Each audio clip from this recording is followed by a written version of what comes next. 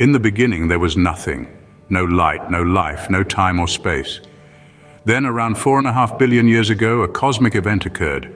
A massive cloud of gas and dust collapsed under its own gravity, creating our solar system. At its heart, the young sun burned brightly, while around it, planets began to form. One of these was the Earth. The Earth, in its earliest days, was a fiery, molten world. Volcanoes spewed lava and gases into the atmosphere. Over time, the surface cooled and hardened, forming a rocky crust. But this was not yet a place where life could thrive. Around 3.5 billion years ago, the first life forms emerged.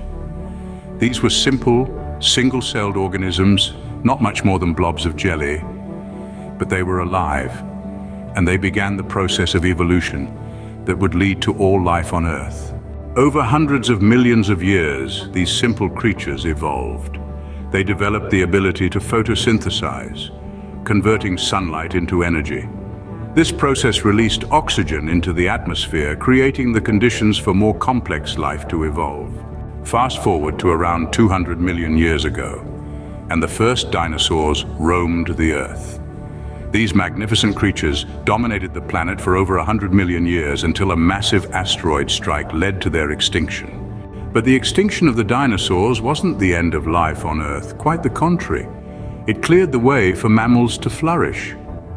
Over the next 65 million years, mammals evolved into a myriad of forms, from tiny shrews to massive whales.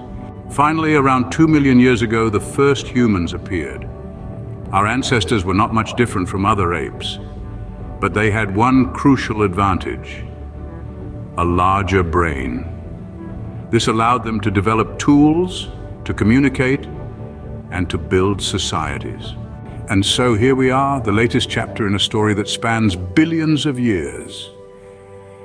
We are but a blink in the cosmic timeline, yet our impact on the Earth has been profound.